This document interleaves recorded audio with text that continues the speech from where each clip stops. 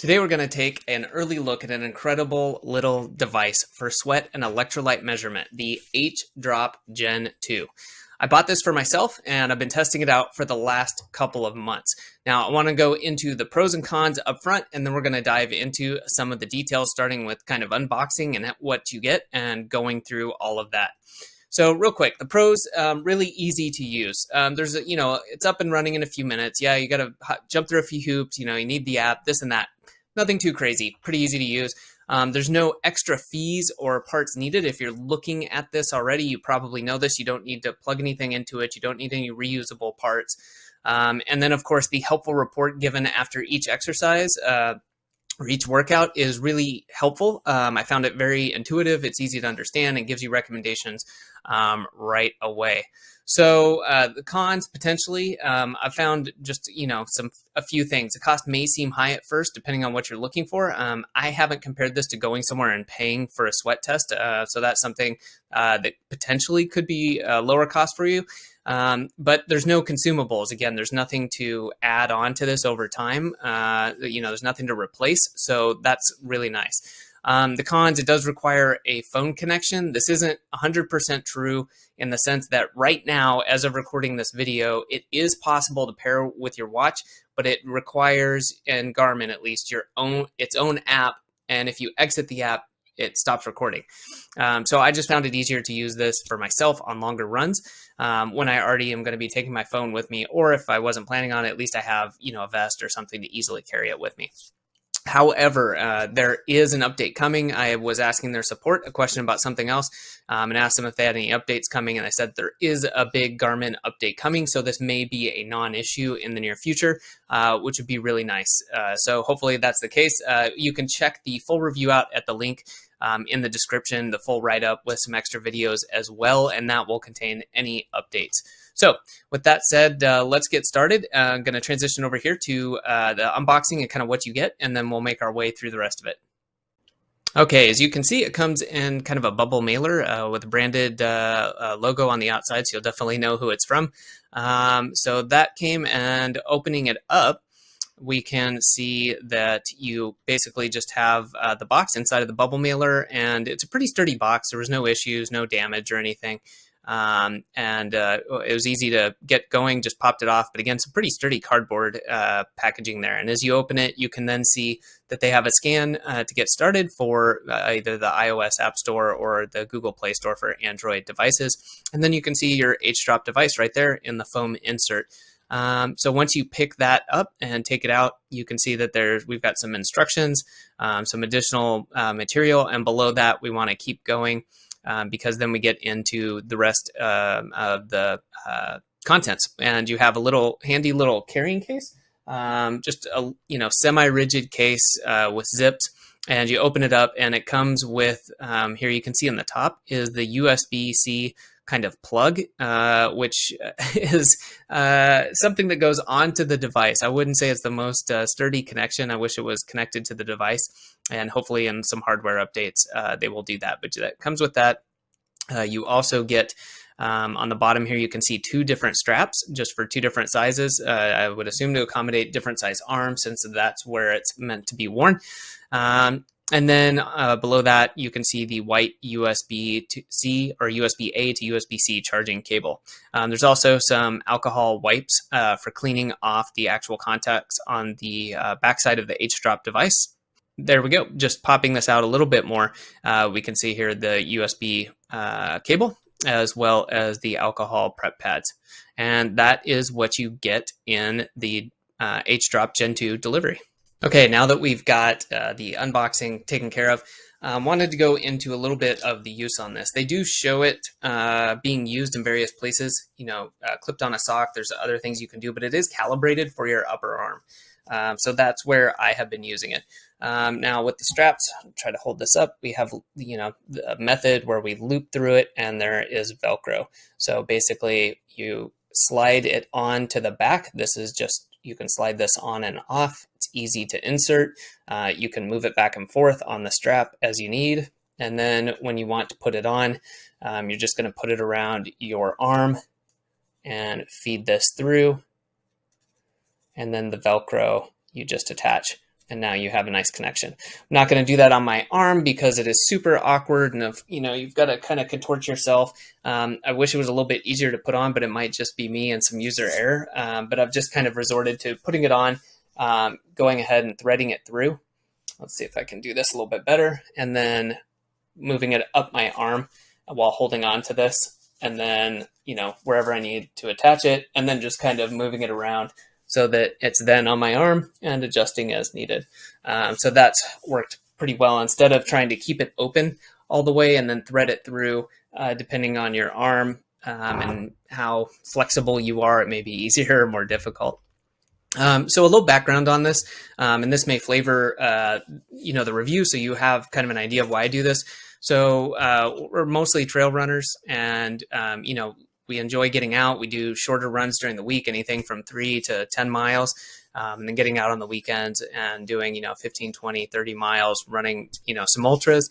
And for both me and my wife, we were thinking, yeah, this would be really neat to test this out and to see, we both are very different in, just literally the amount we sweat and how we feel in different temperatures and different conditions. I thought this would be really interesting to see what's going on.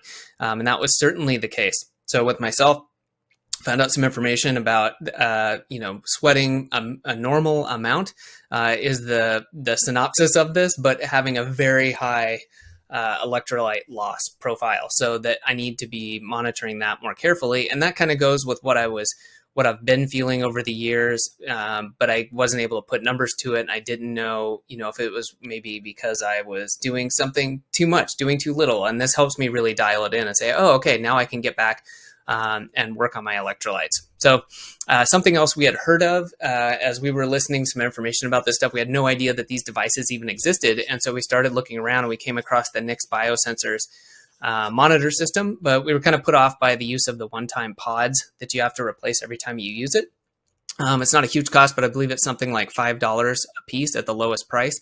If you're going to use this once a month, that's going to add up over the year. That's an extra $50 on top of that. The base cost, I believe, is about $130.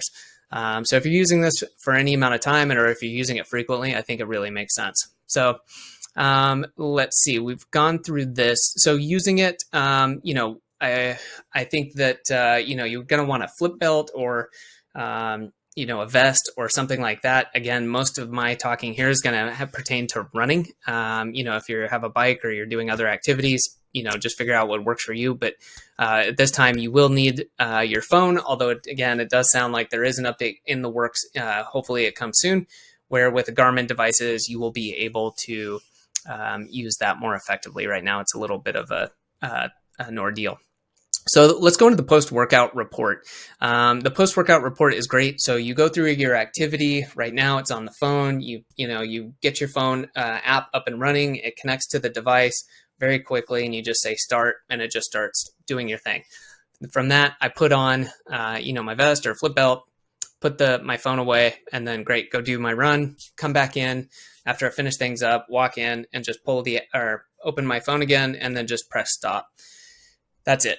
And it then just takes a minute to upload the data, which you want to make sure that you have a connection. And then you will go through, and it goes through a bunch of screens showing you about your activities.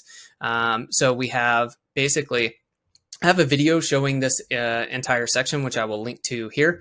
But what I want to do too, I'll just go through the screens quickly here. So we have basically the activity. It shows your hydration level. It gives you an overall analysis. It gives you your total sweat loss, your average sweat loss in terms of ounces per hour, estimated sodium loss total, estimated potassium loss total, your average sodium concentration in milligrams per liter, as well as your hDrop score, which they have additional details on what exactly that means. And then your first sweat drop. So when you started sweating. It gives you a little bit of an explanation, which is really nice. So in case you want to know, okay, well, great, I have a average sodium concentration of 1303. What does that mean? They give you your sweat rate and loss summary, and it says, hey, you are just above average, you're way below average, you're above average. It gives you a little bit of a metaphor or a similarity to something like it says, for me, you lost about 12 bottles during your workout. For a long run, I went on a full sports water bottle. In total, you lost about 12. And then sodium concentration and loss. It gives you where you're at on that again in an easy to understand way without numbers. Just gives you, for me, for this run, it says you're on the very high end for sodium concentration in your sweat. And then it also during temperature, or it gives you a little bit of a temperature, and then goes in as well and gives charts and a hydration recovery plan, which can be helpful in terms of, hey, this is how much fluid we think you should take in. Here's, kind of what it should include. And then you can also tap to find out about recovery drinks, which I thought was interesting. I found some actual recovery drinks I didn't know existed, and I'm sure there's many more out there. But it was really interesting. You can say, hey, it shows you, here's your sweat sodium concentration. Here's what all of these drinks have in them. So you could kind of try to match that up if you wanted to. I think sharing a couple, little details about this is helpful. The battery life, the website says that the Gen 2 has a 36-hour battery life, and I've used it for several runs before needing a recharge. It's also charging. The cable they give you is USB-A, so what we consider normal or old USB to USB-C. Charges fairly quickly. I haven't timed it. I generally would think, an hour or so would probably give you quite a good charge on that. It does lose charge as it just sits on your shelf, so be aware of that. You might need to plug it in if you haven't used it in a while. If you're waiting a week between runs, might want to pop it in after your run or before your run. And yeah, like I said, the charging port cover isn't especially snug, and it's not connected. So let me try to focus this in on here, or at least show you. So it's just an open USB-C port, and then you need to have the little tiny piece if you want to cover it up, and then you just stick it on there. So if you want to, you can do that. The recording time, this is an interesting one. As of the video being recorded today, the longest time you can record for is 4 hours. That's 4 hours of data. However, I asked about this and was told by support that this will be extended to 12 hours in the coming months. So happy to hear that.